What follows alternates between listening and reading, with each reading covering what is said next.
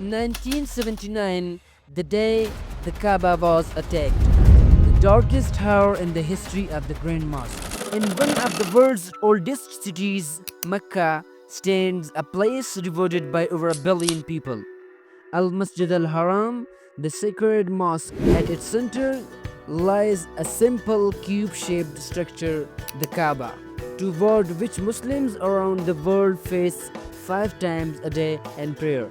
According to Islamic tradition, it was first built by the Prophet Ibrahim and his son Ismail as a house of worship. For countries, this site has symbolized peace, unity, and spiritual devotion. But in 1979, violence broke that silence. The holiest site in Islam was taken over by guns, grenades, and fear.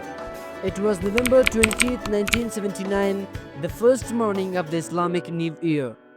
At dawn, the usual call to prayer never echoed. Instead, gunfire shattered the peace. The Grand Mosque was under siege. A heavily armed group had taken control of the mosque, claiming a divine mission. Leading them was Juhayman al-Utaybi, a former Saudi soldier turned radical ideology. He declared that his brother-in-law Muhammad bin Abdullah al-Qahtani was the prophesied Mahdi, a messianic figure in Islamic belief, to overthrow the Saudi monarchy and establish a so-called Islamic rule. The attackers had barricaded themselves in towers, rooftops, and the vast underground chamber of the mosque. They carried rifles, grenades, and explosives. Gates were sealed, worshippers were taken hostage. A century of peace had turned into a battleground. For the Saudi government, it was a delicate crisis, balancing between the scaredness of the site and national security. The operation was overseen by Prince Faisal al-Taraki, then head of Saudi intelligence, and General Fahd bin Abdul Aziz, who would later become the King of Saudi Arabia. Saudi forces surrounded by the mosque, but the militants were deeply entrenched, especially in the maze-like basement. The region controlled, Saudi Arabia sought tactical assistance from abroad. The French anti-terror units was consulted for strategic and technical advice, particularly on how to deploy non-lethal gas into the underground tunnels. Pakistan's and Egyptian advisor also contributed logistical and military counsel. The siege lasted 15 days. After intense battle, the final militants were captured by December 4th. The mosque was finally reclaimed.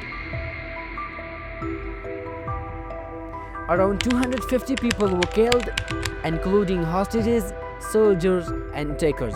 Juhayman and 63 of his followers were captured alive.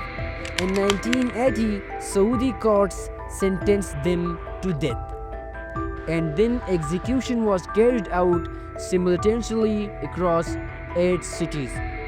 A stark message that secured spaces are not battlefields for political or extremist agendas.